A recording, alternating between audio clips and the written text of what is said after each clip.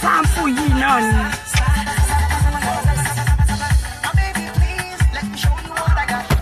Yeah.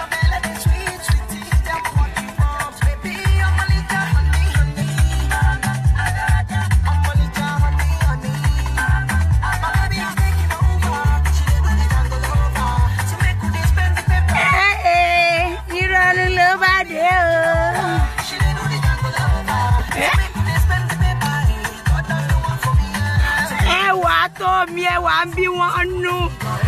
Àbíkẹ́ spaghetti olóyin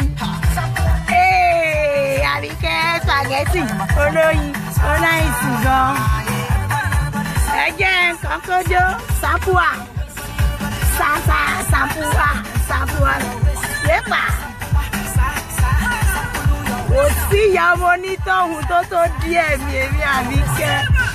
Eyinbrunpam olè Manchester gbé wiri Evans Jesse gbé wiri Anini all because of you mọ̀ pé mẹ́tàlá baba ńlá kú baba tó bí ẹ ò tó bẹ́ẹ̀ Eyin Jesse accomplice apikodo nínú ẹbí àwọn ọ̀ràn pínkódó ìyádùn àbúròdù ẹ̀gbọ́ndò ọlọ́wọ́ ní jẹ́ kọ́kọ́ àbúrò mi jámọ́ yín lọ́wọ́ àwọn àbúrò mi ò ní yà lọ sínú ẹbí yín o àwọn ẹbí olè bá sọ sápínkódó àwọn olórí ibú tó máa ń gbẹrù lórí ọkùnrin tó máa ń bá yé ọkùnrin jẹ́ ọmọkùnrin nìwọ náà bí lẹ́yìn irú ẹ̀ ló máa yà sọ́wọ́ ọmọ ẹ̀ ìbínú yìí náà ni Àbíkẹ́.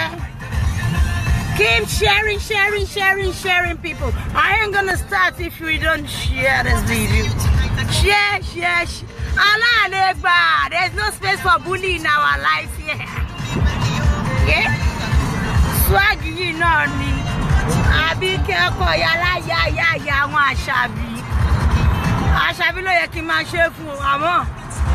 Àpẹ́ mi náà yìí ní mercy. Yìí nice tó yẹ. Ẹ bá gbọ́. Mama, they back where me know if you pa. So you guys should share. The biggest entertainment industry, Àbíkẹ́ Jagaban show. Entertainer mama. Ìjayà gbogbo àwọn sọ̀rọ̀. Ṣé wù ohùn? Seriki voice. Ohùn tó bad. Àwọn ọmọ yín ló wà Àbíkẹ́ Jagaban ní start bẹ́ẹ̀ bá ṣí ẹ̀ kó wọ 2000 nǹkan ọmọ fi yín jó ni you better start ṣíẹ́ ọ̀rọ̀ yìí náà ni olú ọmọ tó ń bí wọn nú ẹ bá nírú spaghetti irú Ajagungbadé yìí nù ràn Jesse ayé yín ò ní rún báyìí at least a máa jáde sọ̀rọ̀ fún yín pé ìwọ Jesse ìwọ Mọ́yọ̀ Sọ́rẹ́ ìwọ gbogbo àwọn ẹbí Jesse ẹ ṣe wá ń wo ara yín báyìí tí ayé yín bàjẹ́ lọ ẹ ṣe ń wo Bùkọ́lá Jesse tó ń bá yé gbogbo ẹbí jẹ́ báyìí ó bàjẹ́ títí ó bá yé ẹ̀gbọ́n ẹ̀jẹ̀ wèrè ni wọ́n bá yé ọ̀rẹ́ ẹ̀jẹ̀ ìwà tó bá ta bá yé ọ̀rẹ́ ẹ̀gbọ́n ẹ̀ rẹ̀ mi jẹ́ orí bó ṣe ń bú ẹ̀gbọ́n tó bí ẹ ó wá fẹ́ jà fọ́rẹ́ mi tí ń bá yé ẹ̀jẹ̀ ayé ọ̀rẹ́ mi yẹn máa bàjẹ́ wọ́ lásìkò ayé ò ní dá a ní tẹ́ bá ti fọwọ́ ara yín bá yé ara yín jẹ́ báyìí kò sí bóyá fẹ́ látúnṣe kò lè látúnṣe ọwọ́ ara yín lẹ fi bá yé ara yín jẹ́ kò sẹ́ni tí ó bá yín tún ṣe kò sẹ́ni tó fẹ́ bá yín fi ọwọ́ ẹ̀ tún ṣe ọwọ́ ara ẹni Ọlọ́run la fi ń tú ẹni ṣe ọwọ́ ara ẹni náà la tún fi ń bàwọ̀ ẹni jẹ́ eyín dàràkú náà ó lè eyín máa ń jí irun ẹ̀ ò tó mi nà olórí ibú ṣé ò gbọ́ pé mo ní mo wà Manchester ní Kent Gilliam anyway mi láì kéèyàn máa lóhùn mọ́ ọmú mi sọjọ́ tí ìyá ẹ bá fẹ́ pàdé mi ní Piccadilly tèmi Àbíkẹ́ ò bá wá sọ pé jọba yọ Àbíkẹ́ o màá wá lọ wo kàlẹ́ndà mi fún ẹ màá ní ó yá jẹ́ ká pàdé ní Piccadilly life and ìfẹ́ wá sílé ẹ o mi ń ṣe fọlá fokó sórí burúkú mo ń ṣe yẹn o olóbó bàṣíà no sọ bí tó kọ máa wà Piccadilly kí n gbórí wọlé kí n wọ Piccadilly fún ẹ life and direct okay common ground lélẹ̀ train station mo fẹ́ kó tó bá gbọ́ jẹ́ ń rí dánwò ẹ̀ ò Jesse jẹ́ ń rí dánwò ẹ̀ kí má sọ pé Jésè jẹ́ ń rí dán ọwọ́ Bùkọ́lá Jésè jẹ́ ká rí dán ọwọ́ ẹ kí ló sì òfò ló sì wà láyé èmi ni wọ́n ló ń halẹ̀ mọ́ ló ń halẹ̀ ìwọ olófò ìwọ empty barrel tó kù sílé tó ṣẹ́kù síta ẹ Jésè ìwọ ń sọ pé tó bá mú ẹ mọ Jagaban yẹn tí bá mú ẹ ń patí táǹkọ ẹ mọ ṣe ń gùn bẹ mọ ṣe ń gùn bò owó ẹ dànù ó ti wẹ́ jù irú ẹ ẹ̀rọ tí ẹ yẹnu ẹ ó lè ńlá ó lè ní ẹ̀nà Bùkọ́lá Jésè máa tẹnu mọ́ pé ó lè gidi ní ó lè gbéwìrì pọ́nbìrì ní ẹ Olúwa Bùkọ́lá Elizabeth Jésè ó lè Anini Evans kidnapper òun ní ẹ ó yàtọ̀ this is not slandering ó rí pé mi kúrò lórí ọ̀rọ̀ ẹ orí Bùkọ́lá Jésè ni mo dúró sí láti yẹjọ́ yìí orí Fọláṣàwèrè foko bẹbí jẹ́ fòbò bá ẹbí jẹ́ òun ni mo dúró sí orí Esther Tókunbọ̀ Àṣàbí àṣà òfò ọmọ abárọ̀rìn bí èpè òun ni mo dúró sí orí la traitor la fieldi ẹ̀yin ọ̀bàyé jẹ́ dédé orí ọ̀rọ̀ yìí ni mo dúró sí náà mi ní yàbàrà torí mi ò dédé lọ píkì àwọn èèyàn tí wọ́n ṣẹ̀ mí ìwọ náà tẹ̀ ń tẹ̀lé ní ẹ̀sẹ̀ ayé ànígbà wo ló máa sọ̀rọ̀ ọ̀rọ̀ rẹ̀ láìdé tó bá yé ẹ̀jẹ̀ tó kọ́ sórí Facebook àwọn pásítọ̀ Mr and Mrs tó fowó ṣàánú ẹ̀ tó gbówó wọn lọ́dí ọ̀la pásítọ̀ kan tún kú ní Manchester ìyàwó ẹ̀ kú lẹ́nu jẹ́ mẹ́ta ẹ̀ ṣé o mọ nǹkan tó ṣe fún wọn ṣé o rántí ìròyìn ẹ̀ ti délé odoko olórí ibú ọmọ tó ti ń ferí képe bọ̀ láti ọjọ́ tó ti pẹ́ òun ní Bùkọ́lá Jésè o lè bá láàánú pàdé kò sí bó ṣe lè balance fún ẹ gbogbo èpè tó ṣẹ̀yẹn mo ti sọ fún ẹ pé ìjọ́ tó bá mú mi mọ́ ìjọ́ tí o bá tẹ̀lé èpè mọ́ ìjọ́ yẹn lè pè yẹn ò ní ṣẹlẹ̀ ẹ lórí á ṣẹlẹ̀ ẹ lórí tọmọtọmọ tí gbogbo nǹkan tó mínú ayé ẹ àwọn ò ní láti máa bẹ ṣe èpè gbogbo bó bá ṣe rò ń bìbà sí àwọn ọmọ èjè bẹ́ẹ̀ ló ṣe máa rí fún ẹ gẹ́lẹ́ tó bá ń gbọ́ gẹ̀lẹ́tò gbogbo bó bá ṣe rò fún àwọn èjè bẹ́ẹ̀ gan ló ṣe máa rí fún ẹ irú ẹ̀kọ́ lèmi fẹ́ máa bọ́ta máa bá ta wọn Ọlọ́run like seriously I ain't got time for you. You are just a useless soul. A very useless soul. Oh, níran ò lẹ́bi ò lólùbáwí. Tó bá ní olùbáwí ni, irú òṣì tó ń ṣe yìí. I can't read your comment to everyone. Tó bá ní ẹbí ni, are you guys there? Wà lẹ́ni tó máa bẹ́ẹ̀ sọ tòótọ́ ọ̀rọ̀.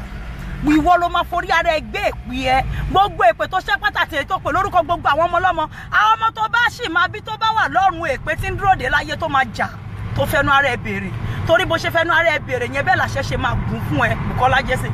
gbogbo àwọn ọmọ kékèké tó ń ṣépè tó ló ń gbé torí irú tí ń kéṣe ọmọ Kúdí orí wọn ẹlẹ́dàá wọn á mú ẹ á jẹ́ kó ṣàṣìṣe olórí ọkọ olórí burúkú ọkọ àfọtítù tí ò ti fòrùka sí ẹ lọ́wọ́ jọ ṣe age 53 ló máa fòrùka sí ẹ lọ́wọ́ ni kò sí ọkùnrin tó fẹ́ kẹ́ dẹ́ǹtì orúkọ má fọ́nbù fáwa Fọlá ẹni tó ju ẹ dànù lẹ́kọ̀ọ́ bàbá tó ju ẹ dànù ọ̀rẹ́ wọ́n múrò yẹn wá náà ò dùn ọbẹ̀ ni wọ́n ní gbogbo orí burúkú tó máa ń ṣe náà rè kọ́ máa bí ẹ pé kí ló fẹ́ wọ̀ lọ́pàá tí kò máa ní tó bá rí Gucci tó rí Ferragamo wọ́n ní bàbá yẹn náà máa ń bí ẹ pé iṣẹ́ kí ló ń ṣe gan tó ń Gucci Ferragamo fi wọn hún olòṣì olórí ibú iṣẹ́ kí ni ò ń ṣe náà àwọn tó ti ń ṣiṣẹ́ pẹ̀lú ìjọba láti long ago for ages èyí tí ò gbé designer nu wọn ò gbé bẹ́ẹ̀kẹ́ it does not make you a better person than them wọ́n ti ṣiṣẹ́ tipẹ́ o wọ́n ti nílé wọ́n ní gbogbo ẹ̀ wọ́n ayé wọn ò ní apọn ni àwọn Bill Gates tán bá rìn lọ Mark Zuckerberg àwọn ìyáláyà olówó orí mọ́ ṣe máa ń rọra jáde ìwọ rí náà kọ́ pariwo rí wọ́n ń pariwo tó bá ń gbọ́ olówó kì í pariwo Bùkọ́lá Jésè ìṣòro náà ayé ẹ̀ tó máa dín pẹ̀lú ó ti pọ̀ jù ó ti pọ̀jọ́ pọ̀ fún ẹ o ó lọ jáde fún olórí ibú accomplice ẹ ó ṣe ní jáde fún olórí burúkú ló ṣọ̀rẹ́ olórí burúkú wèrè ló ṣọ̀rẹ́ wèrè ṣé ẹ mọ̀ ni wá jáde fún ta ló fẹ́ jáde fún ìgbà tó rí burúkú títí ẹ bá ẹ tó ṣẹ̀ sí ta kọ́kọ́ hit ẹ gbàrà ta ló jáde fún ẹ ṣèbó lórí burúkú tó jáde fún ẹ náà nìyẹn ó di dandan kó lórí burúkú kí wèrè ṣọ̀rẹ́ wèrè ikọ́ ò lè sàn jù kan lọ tó bá tún yẹ gbẹ̀rẹ̀ tẹ́sẹ̀ yẹn náà bá tún yẹ lẹ́ni para ìwọ ló máa expect kó gbé òun tí ẹsẹ̀ tiẹ̀ náà bá yẹ pẹrẹ ìwọ náà ló máa gbé ìyẹn náà so tẹ́lẹ̀ ńkọ́ sọ fún mi tẹ́lẹ̀ ńkọ́ ṣé mi mo fẹ́ wá dìde fún lórí burúkú nsìn àbá àwọn ọmọ mi àwọn ẹni yìí ẹni ẹ̀yẹ tí Ọlọ́run dá tí wọ́n ń gbá ilé ayé ṣe ohun rere tí ò ṣoògùn náà fi ń live ayé wọn tí wọ́n máa fi kú lépa èèyàn káàkiri tí wọ́n di news and story Facebook ṣáwọn ló fẹ́ kí wọ́n wá dìde. ṣáwọn ló fẹ́ kọ́ wá dìde bèrè pé kí ló fẹ́ ṣáwọn ló fẹ́ kọ́ wá dìde fún ẹ. àwọn eléyìí ti ṣèyàn jù àwọn ọmọ mi lórúkọ wọn nífọ̀ wọn ní èkánná wọn mọ̀yàn pa ṣerú ẹ ìwọ játijàti olóòórùn o lè tá fẹ́ bó lè tán ó bá tá sí ó bẹ̀rẹ̀ sí ní sa ẹ bá fẹ́ ṣàlàyé ṣe bá bí ẹ pé kó mú proof wá ńjọ́ síta ló jí fíríjì why can't you bring the proof Bukola Elizabeth Jesse ó lè Manchester gbé wíri anini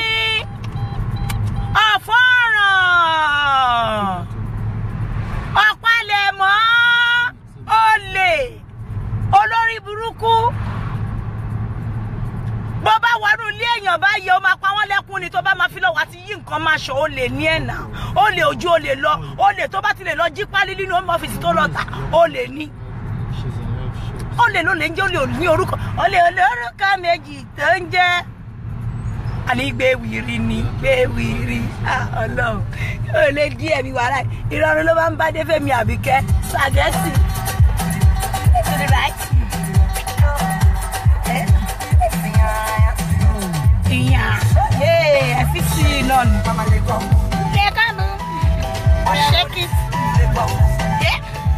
ìrọ̀rùn ló máa ń bá dé Fàbíkẹ́ o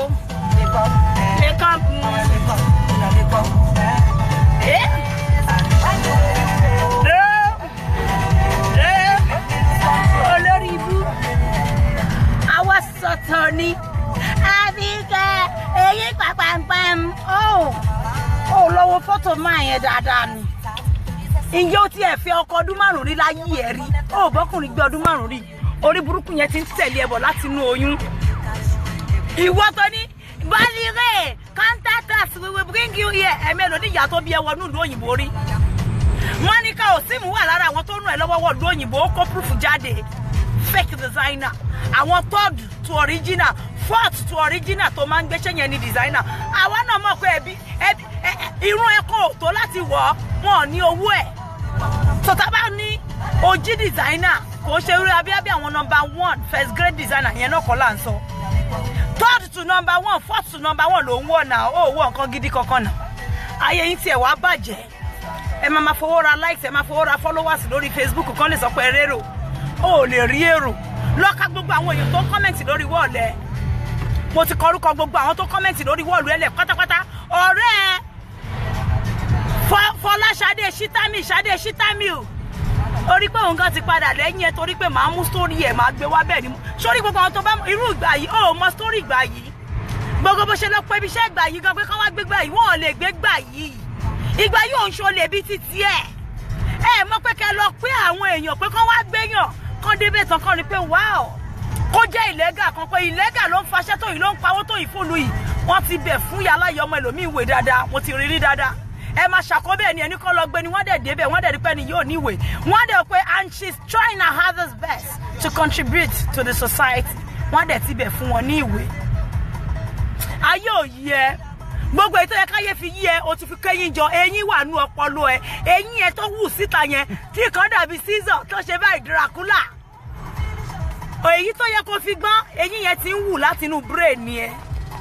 so ó dàbí pé gbogbo ètò yẹ kí medulla oblongata ẹ kó fi máa reason bí èèyàn gidi gbogbo ẹ ni o ti fi wo eyín láti inú ilé eyín tó wà nínú ilé nínú ọpọlọ ẹ ó ju èyí táwọn ò níta lọ ò ṣàmọ ó yẹ kójú máa tiẹ̀ ó tàlà bá Fọláṣadé wí torí Àbíkẹ́ ìbáwí fáwọn ọmọ aláìgbọràn ni ohun fáwọn tí wọn ò létí orí pọ̀rọ̀ ẹ̀gàn ó ní somebody she reminds me and she when they try to retract my paper àwọn èèyàn ní dá padà you're trying to say revoke that's how poor you are girl illiterate wọ́n ti ní disease in illiteracy ó padà lọ léèwé ọlọ́ka àfọ̀ agbára bífọ̀ bàbá sífọ̀ cassava dífọ̀ dòjé ó padà lọ kárí school irú ẹ̀kọ́ ló máa pẹ́ anybody ní illiterate you don't get it girl ṣí orí ẹ̀ tó bá ń búyàn Bùkọ́lá Jésè ó yẹ kó wá nulẹ̀ kó lọ tọ́jú ara ẹ̀ sínú ilẹ̀ yẹn ni pé mi ò jẹ́ bá wọn sọ̀rọ̀ torí pé gbogbo òdì ẹ̀ ló rùn ìgbẹ́ ló fi rá gbogbo òdì olóòórùn gidi first class yẹn Bukky Jesse ṣẹ́rù ẹ̀ ló máa sọ̀rọ̀ wọ́n mú ẹ lólè nílé wọ́n mú ẹ lólè lóko mo sọ bí tí mo wà fún ẹ látàrí èmi rò bóyá ìyá ẹ̀ máa ti ní kọ́ wá ká mi mọ́ kẹ́ǹtì ni kí n tiẹ̀ wo bó ṣe burú sí anyway mo ti sọ fún ẹ tí ò bá sọjọ́ tó máa wà available èmi fún ara mi máa wà available ní Piccadilly soon ọ̀n díẹ̀ mi mọ̀ mí ni o ọ̀n díẹ̀ mi ogun yẹn tó ní mo èmi gbógun wà látẹ̀kọ̀ èmi máa jiyàn fún ẹ ogun burúkú mo kó wá látẹ̀kọ̀ kò ní yẹ ta ló fún ẹ lógun tó máa ní ẹ wà á pa lágbájá wà á pa tàmẹ̀dó kírèsì rí ni yes mo gbé wá ogun gidi odidi box ńlá kan ni mo fi gbé ogun yẹn wá tó bá fẹ́ gbọ́ a whole box ṣọ̀pá kí Máyọ̀dé lè sọ mo gbé wo wá mo gbé ṣẹ̀kẹ̀rẹ̀ wá mo gbé olúgbòhùn wá mo gbé àfọ̀ṣẹ́ wá mo gbé kí fọ́lọ́wà máa tẹ̀lé mi kò sí nǹkan tí mi gbé wá lóhùn ogun ìyẹn tún kọ́ ó yá lọ para ẹ̀. Yes, I did everything that is to the benefit of this show ni mo kó dání kò yẹ tíràwọ̀ mi ò fi níwọ̀ tí mo fi fáìn sí àwọn ogun dá padà kó padà sórí elépèrú bóyá máa ń ṣépè yẹn o mọ̀ pé o ti bí ayé ẹ ṣe máa rí gẹ́lẹ́ ló ṣe ń pè èpè yẹn mo kàn máa ń rẹ́rìn torí inú mi máa ń dùn tó bá ń ṣépè tí ò bá ṣe báwo lọ̀rọ̀ mi ṣe bá ṣe lé ẹ lórí torí wọ́n ti sọ fún mi wọ́n Làbíkẹ́ wọ́n lẹ́ni tó bá ní kó da fún ẹ wọ́n lá da fún nítọ̀hún lẹ́sẹ̀kẹsẹ̀ wọ́n Làbíkẹ́ ẹni tó bá ní kó burú fún ẹ láti wákàtí tẹ́ni yẹn ti sọ wọ́n ló bẹ̀rẹ̀ sí ní burú fún onítọ̀hún ó burú fún ẹyẹ ilé ẹ ó burú fún eku ilé ẹ ó burú fún ọmọnú ẹ ó burú fún ọkọ ẹ ó burú fún ìyàwó ẹ ó burú fún gbogbo àwọn ìdílé ẹ wọ́n ní kẹ́ má sọ ní tẹ́ bá sọ ṣeré wọ́n lá bẹ̀rẹ̀ sí ní burú fún yín lọ bẹ́ẹ̀ so tí ò bá sọ bẹ́ẹ̀ báwo ló ṣe máa dùn mọ́ mi nú kó lè rọ́bí sí mi kíbi lè palẹ̀ mú ẹ lè fún mi ní má má ro are you crazy yes rọ́bí sí mi kíbi lè gbé ẹ mi ní ṣépè fún ẹ o tó máa promise àwọn tèmi pé mi ní ṣépè lẹ́tọ̀ ṣálà ń ṣe kì í ṣe já rárá ọlọ́run ọmọ mi Àbíkẹ́ Jagaban wọ́n ní no matuale wọ́n ní buhate ni màmá mi èmi gan buhate ara mi ẹ gbàgbé òṣì ẹ ti máa ń fọ́nbù jù a ní ká wá ká èmi mọ́lé ẹ gbógun ẹ gbá sídìí ẹ gbé bóyá ń ká ẹ lára ẹ gbé ogbó nǹkan tó bá mọ̀ wá Jésè kó wá fi ká mi mọ́lé ó dùn ẹ gan pé mo expose ẹ yes I told you are unlikable there are so many delectable brilliant Nigerians that lives in Manchester beautiful people Manchester is a beautiful city àwọn èèyàn gidi ló wà ńbẹ̀ tí ìwọ ẹranko játijàti ìkookò èèyàn lásán ẹni bú ẹni èpè tó bá ní kò séèyàn ní Manchester á jẹ́ ìwọ ẹranko tí ò yẹ kó wà ní Manchester ìwọ ẹranko tó yẹ kí Manchester fi rúbọ kí lu Manchester lè rojú kó lè ráyè ó bá gbogbo bí tó gbé London credit jẹ́ náà nínà ìròyìn ò dá láti ilé náà ti ròyìn pé Bùkọ́lá Jesse and thank God pé ó ń ṣọmọ tó máa hide nǹkan wọ́n ló lórí burúkú ní ìrún ẹ ó ti ṣe kíni ó ti showcase ẹ lójú gbogbo ayé ibi táwa rẹ ìyàwó ẹ̀gbọ́n ẹ tó bí ọmọ ẹyọ kan fún ẹ̀gbọ́n ẹ Monica Osim ó yẹ̀yẹ́ that is enough evidence pé ọmọ tó ń pa ẹbí lẹ́kún ni ẹ ibi táwa rẹ tó ti mú ẹ̀gbọ́n ẹ rẹ̀ mí tó ti fi pa tó gbé ṣépè ṣoṣo ti rí pé wọ́n ti mọ̀ pé ọmọ tó ń pa ẹbí lẹ́kún tó ń kọ́ sí wàhálà nínú ẹbí òun ni ẹ́ àná ni wọ́n ló gbé ọkọ ẹ̀gbọ́n ẹ pẹ̀kún lọ sílé lọ sẹ́kọ̀ọ́ ìwọ lọ ṣokùnfà bóyá dẹ́kọ̀ ṣó ti rí pé ọmọ tó máa forí gbèpè tó máa fi kú ni ẹ́ èpè rú ẹ̀kọ́ ló fẹ́ ràn rú àwa lórí AJT àní wọ́n sọ pé Àbíkẹ́ ẹni tó bá ní kó dáa fún á bẹ̀rẹ̀ sí ní dáa fún ẹni tó bá ro kúrú ẹ gbogbo nǹkan tó mínú ayé onítọ̀hún bẹ̀rẹ̀ sí ní kúkú òjijì ẹni robi ròmí Àbíkẹ́ ibi àtẹ̀lé wọlé ibi àtẹ̀lé jáde ibi àtẹ̀lé sùn àjẹbí ló ń já wọbi láṣọ èmi Àbíkẹ́ ni mo sọ bẹ́ẹ̀ tó bá ń sọ̀rọ̀ ibi á máa tẹ̀lé ẹ sọ á máa padà sínú ẹnu ẹ ìyẹn ẹni tó robi sí mi mo sọ o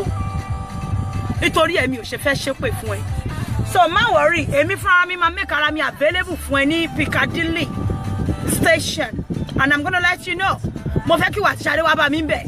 pé èmi Àbíkẹ́ wà live and direct ní Piccadilly ní dèsì báyìí lọ́jọ́ báyìí mo dẹ̀ fẹ́ kẹ́ bá mi bẹ̀ tó bá jẹ́ ògùn ni tó bá jẹ́ ẹnu lẹ́ni ni tó bá jẹ́ pé fẹ́ wèlé mi mo fẹ́ wò nǹkan tẹ́ lè ṣe ṣẹ̀ṣẹ̀ fọ́nbù ẹ ti sọ́rí jọ sí ọlọ́pàá ń bọ̀ ọlọ́pàá police ẹ make it full of ara yín lórí social media you've been the biggest fool drumbers of social media in the last 1 year it's rather unfortunate pé èyí tó pé rẹ̀ ní ọ̀rẹ́ tí ò ní tìjú ó lọ join ni ẹ olórí burúkú eléyín lóbò kò sí nǹkan gidi kankan lára ẹ̀ ta ló fẹ́ associate ara ẹ̀ mọ́ Ebukola Elizabeth Jesse ìdọ̀tí ẹbí ni ẹ̀ náà ọkùnrin wo ló fẹ́ bá ẹ sùn ṣe bíbí tó wà ní ẹ tí asẹ́ bàbá ní búrẹ́dì ti já ìdànù tó lọ wáyàwó gidi evidence nìyẹn pé o lè rí ọkọ I'm telling you kò yẹ pé kíyàn tún wá rí ọkọ o lè rí olóko tó ṣúọ o lè rí kọ́sítọ́mà tó gàrà Bukky Jesse iṣẹ́ owó ẹ̀ ò lè tó ẹ jẹun náà ṣọ́ pé njọ́ sí tíwọ́ àti Ṣadé tẹ lọ ya fọ́tò lọ́dọ̀ àwọn Àwùjalẹ̀ ọ̀rẹ́ ẹ̀ tó máa ń dé ọdún ẹ̀ lẹ́kọ̀ọ́ tí àbúrò ẹ̀ fẹ́ ọmọ àwọn tá dárúkọ yẹn káwa má ba rọ́bìṣì àwọn èèyàn gidi àwọn rọ́bìṣì àwọn èèyàn gidi nínú ọ̀rọ̀ wa ṣọ́ mọ̀ pé wọ́n gbé àrísò fún wa àti Ṣadé oníbi tẹ sùn mọ́jú àní mo ti ń tẹ̀lé sórí ẹbọ ìdáǹtẹ̀ tó bá ń gbọ́ ọmọ ìdáǹtẹ̀ we are follow your story yo ìtì ń fọ́lò rẹ bọ̀ pé ọmọ olórí burúkú kan tán ló ya wèrè ní Manchester ó ya wèrè ìlàjẹ wèrè wo ló ti wá tó ń ṣagídí àwọn ìlàjẹ tán bá lágídí jù lórí omi ibi táwọn gan ti wá Ládékúnlé lórí pákó wọn á yẹrù yín sómi ni ẹja yọjú yín jẹ ẹbọ mi lọ lọ́wọ́ kan àwọn wo ló ń fọ́nbù tó ń ta ẹyẹyẹyẹyẹyẹyẹ àní newsers ní búlì orí social media nìyí àná àní stop àbí tá a bá lé gbogbo yín kúrò ìsáídà kẹ dẹ́kun ẹ̀ yes àrùn yín náà àrùn ìyá yín ẹ̀tẹ́ tí ò tẹ́rí ní ayé ẹ̀jọ́ tó ti ń fọ́nbù òun ló tẹ́ nínú ọdún 2017 tá a rí yìí ká má wàá sọ ẹ̀yìn rẹ pé ariwo ló ní ó dẹ̀ máa ń gbọ́ kọ́ máa sọ pariwo kọ́ ni music ẹlú gángan gangan ẹ jẹ́ kí gángan yín sọ̀rọ̀ jáde ká gbọ́ nǹkan tí music yín sọ kò ń ṣariwo ó ṣàmọ̀ ẹ bá nice máa yọ kúrò so bọ́tà ń ṣe ó tà ẹ̀yẹ̀dẹ̀ bá pàbí ké orí ó máa ṣe bí ẹni tó ní hypertension owó gan nígi ogun gbọmọró àti mákù ẹjẹ ní tó bá mọmọ tó ṣì ń ta mákù ní Èkó ẹ bá mi ra mákù wá fún Olúwabùkọ́lá Elizabeth Evans Anini Jesse olúolè ìyálóde àwọn Anini àwọn ọ̀fọ́ràn ní ìlú Manchester yèyé mẹ́ṣọ́ àwọn olórí burúkú ní ìlú Manchester ìyẹn Olúwabùkọ́lá Elizabeth Jesse kò ní yẹ irú èmi ni wọ́n máa fohùn lẹ́fun tó bá mú mi wọ́n á ná máa mú èmi àwọn kan ti sọrí jẹ́ẹ̀dì wọn bí ìyá ẹ̀rẹ́ tí mo yọ́bẹ̀ ó máa kálẹ̀ ní mú èmi ló bá tẹ́kẹ́ má jẹ́ mú ẹ ní kọ́ má dúró kó mú mi ọ̀nà mi lè má gbàbẹ̀ sọ́bí tó wà gángan èmi máa wá bá ẹ kò ní yẹ ṣe fídíò mi kò sọ pé òkè àbíkẹ́ mo kọ́ búrọ̀fẹ́ bá mi mi báyìí gbé ọ̀bẹ dání kò gbé dáadáa ní dèmi ní station Piccadilly mo fẹ́ mọ bó ṣe yá wèrè tó àti wọ́ àti fokó Ṣadé bí bá ní máa débẹ̀ gàrá ni mo sọ fún yín máa débẹ̀ ní wàláì má dẹ̀ wá bẹ̀ mo máa fún ẹ ní ample time mi fẹ́ gbọ́ pé mo wà ń bíṣẹ́ mo ráyè wèrè gan o tí mo ní tó ń bá sọ ni o máa fún ẹ ní ample time láti bá mi bẹ̀ màá wá dúró díẹ̀ mo fẹ́ wo irú wèrè tẹ níyẹn tẹ máa ń lẹ níyẹn ẹ má wá bẹ́ẹ̀ mi o èmi fẹ́ wá gẹṣin káyà yín mọ́lé mo fẹ́ wo nǹkan tí ìyá yín máa ṣe fún mi tí bá wá mo máa ṣì gẹṣin lọ káyà yín náà mọ́ Dublin mo máa gẹṣin lọ kálà fún kí mọ́ Baltimore ní Maryland mo fẹ́ mọ bẹ́ ṣe lágbára yẹn tó gbogbo fọ́ǹbù tẹ máa ń fọ yìí kò jẹ́ ká wá gbé yẹn sí ẹ̀gbẹ́ kan náà ó ń sọ̀rọ̀ kíákíákíákíákíá ó lè ní ẹ̀ náà ìgbà tí Fẹlá boyfriend yẹ Fẹlá má bínú pàdé níwájú ẹ̀pọ̀ ó ṣàmọ̀ ìsọ náà ni sísọ yìí náà ni Fẹlá boyfriend yẹ jọ sí tó ń ṣodù tẹjọ́ náwó odù olórí ibú ẹ ó mọ̀ ń gbà yẹn nísìn wèrè ẹ bọ́ta ó mọ́tẹ́lárí gbogbo ilé ayé ẹ odù nínà ike oníke nínà bàkó mara àwọn ọmọ mi ń ṣaṣẹ́ wọ́n ṣaṣẹ́ iṣẹ́ rẹ̀ ń yọ owó wọ́n dẹ̀ ná fún àwọn ẹ̀lẹ̀ bọ́ ó lè níwọ̀ ìwọ ló bá yẹ Fẹlá jẹ́ ló jẹ́ kó dẹni tó gbé lọ sẹ́kọ̀ọ́ gbogbo mọ́tò ti Fẹlá rà gbogbo ẹrù tó kó lẹ̀ ṣe bí o gbẹ́sẹ̀ lé ní olórí burúkú obìnrin á jẹ́ nípa jẹ́ nírun nǹkan tí bàbá gbé mi lékè ò ṣe lè fẹ́ tí ò lè dúró tiẹ̀ náà nìyẹn ìyẹn náà já ilé ẹni tọmọtọmọ irun ẹ̀kan kì í lọ́kọ rí ẹ má bà yé mi jẹ́ bá ṣe bá yé ọkọ rẹ̀ mi jẹ́ ó rí ọkọ mo yọ sọ́rọ̀ ẹ náà ìyẹn náà ya kó skẹ́tà sẹ́sẹ̀ pé olórí burúkú jọ́ tó ṣe lọ bí àbúrò ẹ kú ẹrù ẹ ní ilé ọkọ tó lọ kẹrù àbúrò ẹ kúrò nílé ọkọ orí nǹkan tó ṣẹlẹ̀ ọ̀bọ yẹn ya sá fún yín pátápátá páwọn ọ̀ràn orí burúkú dìran wèrè jẹ́bí òun lélẹ̀ àní ẹ tá ń bí ẹ èmi àbíkẹ́ irú ẹ kọ àní kò sí orí jẹ́jẹ́ bá jáde tí ń bá jáde kò kàn mú mi ní àwọn irú ẹ níyà ọmọ ó lọ bá sí rọ́ǹkì ní o èmi ò gbé iṣẹ́ rán anybody You are way too envious of me. You saw them giving me stuff at Kent now, and you turned it to something else. Oh, don't toro. If you are murabai, oh, rinishe fine get toto, you pretty. Oh, no, was sorry nails me, mo shoju me, mo share me. Iwa lotoreja, ilotoro. I want you to mo kata nse. I want to check in no more. You mean na bike o she. O she to gba wa lowo bully. Bi buki jese. O she to gba wa lowo bully bi oloshi to kun ba sabi o ma bode rin. O she to gba wa lowo fola for sisade. See you I want to agree at your olosho empowerment. Yes. Ọlọ́run sọ pé ọdún ilé máa ṣe sí ni. Mo wá like be ṣe lọ dá sọ̀rọ̀ ìyá olórí ibu tán pè ní Esabod ni. Ọlọ́run ti mọ̀ pé máa ṣe sí ńlá. Ó wá lọ jẹ́ kẹ́ dá sọ̀rọ̀ kí ló wá ṣẹlẹ̀ yẹn. Ẹ wá ṣe sí mọ́ àsìkò tó ilẹ̀ mọ́ olóró yín. Ẹ ti ń bully àwọn ará Manchester bọ́jọ́ ti pẹ́. Wọ́n ní ó ti ẹ̀yáwó búkì yẹn lọ́wọ́. Wọ́n ní wà ti sáré lọ ṣe kíni lọ gbé nǹkan sórí Facebook. Kí ló wá ṣẹlẹ̀ sí ẹ̀sìn? Ìwọ ló wá di Facebook visitor gangan. Ìwọ gangan ni Google ẹ̀ fún ẹ láyé. Google fún ẹ ní city. Pé Bukola àkọ́bí Google do jẹ́ káwọn ọmọ mi fi ẹ́ pa yálà yàlá ṣó ti ń ṣorí burúkú ìbọn ti pẹ́. Google iye òun ò lè fi ẹlẹ́ ibùsọ̀lá ìwọlẹ̀ sí kọ́ lọ́dún yìí o. Iye òde níṣẹ́ sí ìtàn ní kíákíá olórí burúkú bùsọ̀ Bukola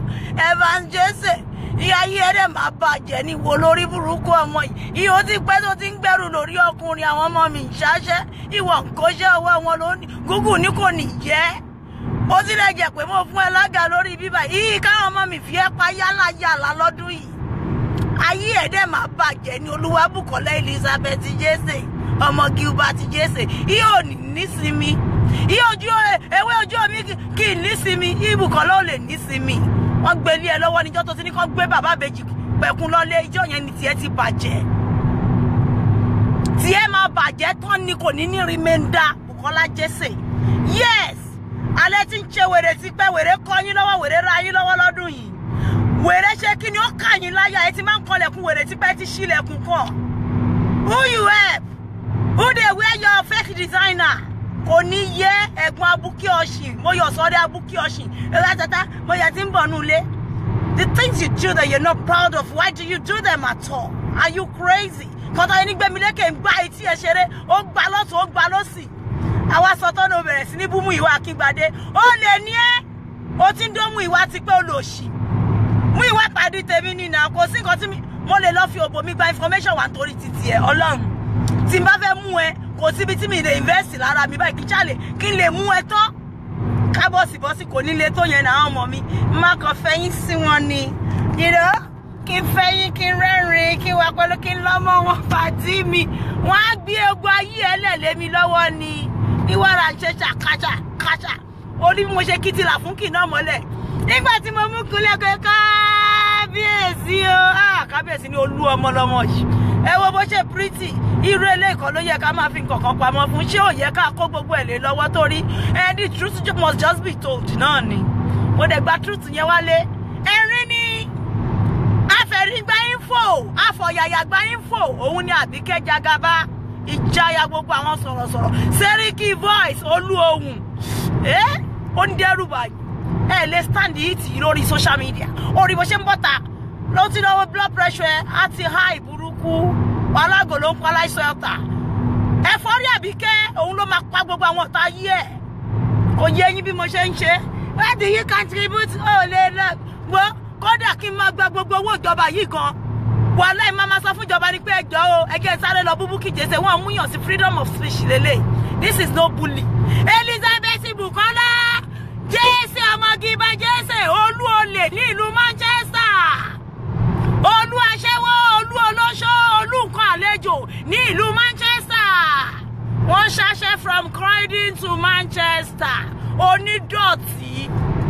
alágbe oníwòwò irú ẹ̀ wọ́tẹ́pọ̀ máa tọrọ owó kiri lọ́wọ́ mú ìwà ni ìgbà tí mú ìwà gbé sínú rẹ́ǹjì ńjọ́ sí kí ló sọ ó ló bọ́ra ni ó sọ pé gbogbo rẹ̀ tẹ́ ṣe fún mi ti pọ̀jù kí ni máa fi san ìfà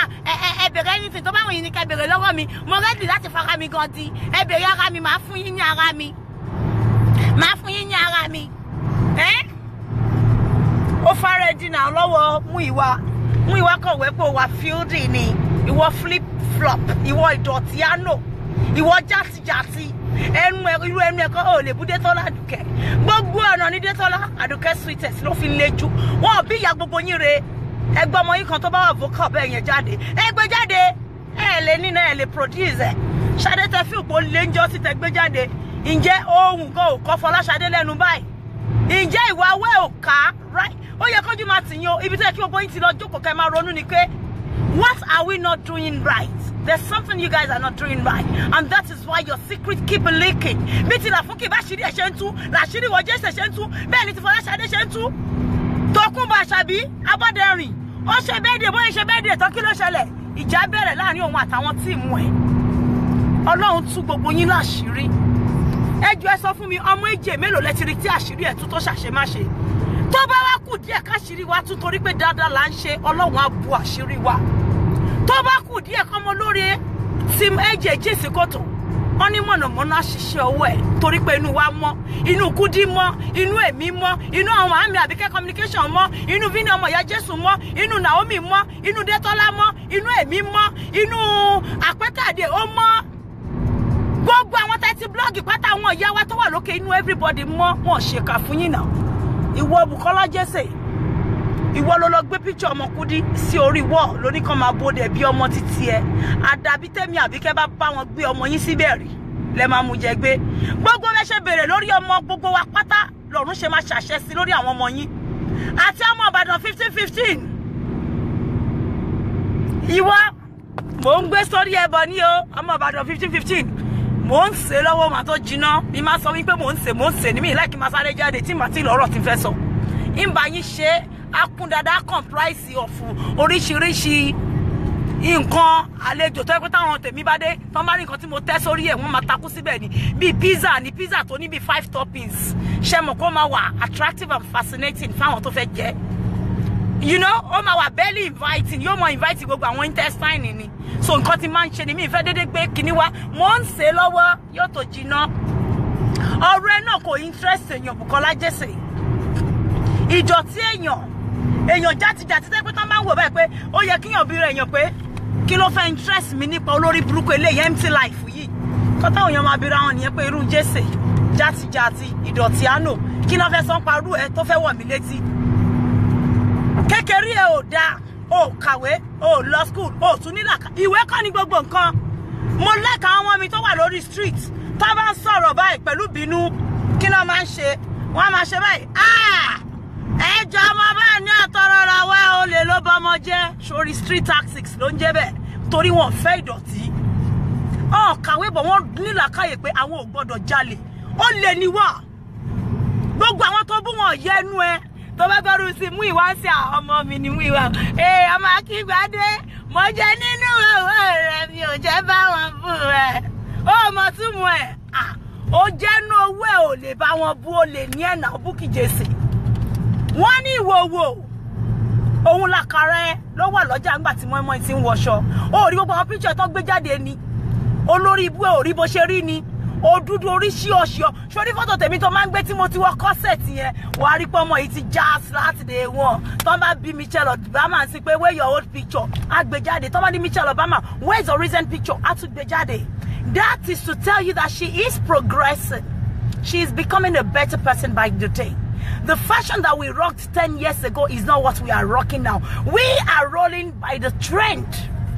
Even though some of us don't believe in following the trend. But tó bá ná pé ó lọ gbé old picture ẹ̀yin ó fẹ́ máa fi búyàn. Àwọn èèyàn máa wẹ̀ pé sórí ẹ pé gbogbo fọ́tò mi tó máa lọ ń gbé sẹ́gbẹ̀ẹ́ ti jíbìkì àwọn èèyàn máa wò yín pé ọmọ dúdú ni ọmọ eléyìí. Ó dúdú ó ń dán mi ìṣàpọ́nbẹ́pọ̀ rẹ̀ ṣáláwọ̀. Mo máa ń bi yín pé kí láǹfààní gbogbo aṣọ ẹ̀kú tẹ́ máa ń kó sí tẹ́ máa fọ́nbù kiri àdúgbò nígbà tẹ́ pé inú yín dọ̀tí ẹ ṣe rí ẹ ṣe súnmọ́ ìwà ìkà ló kún gbogbo inú yín. Ìwà ìkà ló kún inú yín. Kò sí nǹkan rere kan tẹ́ gbélé ayé yín ṣe. Èyí tó lọ píríǹtì kinní kan sára mọ́tò àṣírí ẹ̀ ló tú lánàá yẹn. Wọ́n lọ ń fa ife irun fún ni ní India. Wọ́n ló ń wọ́ke. Ó ṣodù. Ǹjẹ́ kò wá da kéèyàn má lórúkọ bísínẹ́sì kó ra máa lọ́nlọ́ ẹ jẹ́jẹ́. An easygoing person. rọra máa ṣiṣẹ́ tó bá jẹ́ cleaning tí wọ́n fi ń bú ìgbà yìí yẹn tó bá jẹ́ cleaning yẹn ló mọ̀ ṣe ni gba owó cleaning ẹ honorably tó bá ná inú àádùn pé oògùn ẹ ló ń ná ó fọlẹ̀ ó fọ abọ́ ni ó ṣe kitchen porter kan tó fún ẹ ní owó yìí kò ṣerú owó ẹ̀jẹ̀ owó olè owó èpè tí wọ́n ná kiri Bukola Jesse gbogbo group yín disappointment lẹ́jẹ̀ you are all empty barrels empty vessels tẹ wá ń dún mọ̀húrú lórí social media ẹ worú ìyá yín Tókunbọ̀ Àṣàbí ọmọ tí nǹkan kan òbí tí ìrun ẹ ò rí jájẹ rí tí wọ́n jẹun àárọ̀ kó bá tọ̀sán kí tọ̀sán wọn ò bá ta lẹ́rí ìgbà tí mo ní Miss Road tó dédé rí owó díẹ̀ lórí social media ẹ̀rí nǹkan tó ṣe ni ó ṣí èrè ni ẹ wá lè imagine kéèyàn kọ́kọ́ wò kọ́kọ́ fún nínú owó Fọlọ́runṣọ́ Alákìjà ó máa ní kọ́kọ́ lé sórí òfurufú fóun ni òun fẹ́ máa yọ àwọn tálákà jealousy ló bá dé ẹ lè get over me ẹ lè get over gbogbo nǹkan tó ṣẹlẹ̀ sábìkẹ́ Jagaban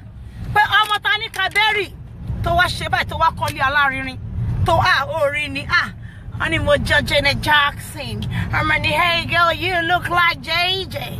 olú ọmọ tó pretty ọlọ́run fún ní ojú ó fún ní ẹnu ó fún ní imú ó wá ṣe kíni ó tó gbogbo ẹ̀ sí position tó yẹ kán wà ó tún fún mi ní height Alábìkẹ́ mi ọmọ dára ó dẹjọ́ yéé self appraiser bẹ́ẹ̀ni bá jọkùnrin mi bá ti káwọ́ mọ́lẹ̀ àìjọkùnrin mi bá ti káwọ́ mọ́yẹ̀wò Tolúlọpẹ́ bóyá mo lè bá ẹ tage kí n tiẹ̀ bímọ tó jọ ẹ́ yéé Alábìkẹ́ ìfẹ́ pariwo jù torí pé olówó kì í pariwo mo ti ní tún jáde fún ẹ lọ́sọ̀ ìwà láyì níṣẹ́ lè nókú ti mọ̀ pé iye ká má níṣẹ́ yìí náà ní ká ṣáà máa dúró kí ló ní mò ń gba benefit ẹ̀hún náà ní ara ẹ̀ ní àwọn ará aṣíwájú ti gbà bébí náà bá gbà kò ń ṣẹ̀ṣẹ̀ ẹni tó ń gba benefit kan wọn ní kó má sọ̀rọ̀ èyí náà ló wàrà mi jẹ́ má gbà lọ bẹ́ẹ̀ yẹn náà ara ẹ̀ náà ni at least mi ò jalè ó ṣe nice ó ní nínú ilé mi àníyè mi lọ́ba ẹjẹ tún jọ ijó yìí náà ni thank you jare chika ani akowudu I find no be small yes so make I praise myself small na self appraiser now how that kind ugly bitch that one wey ugly artificial molato Bukky Jesse go dey tell me say me I ugly olo sisa kuru magba keji kuruki ìwọ tó dùn tó ta alápá yíyí bíi ti Yokozuna onídìgí gan gbogbo ara ẹ náà ní pé cellulite ti gbogbo ikún ẹ yákayàká ní pẹ̀lú fùrù ẹ tó fún pọ̀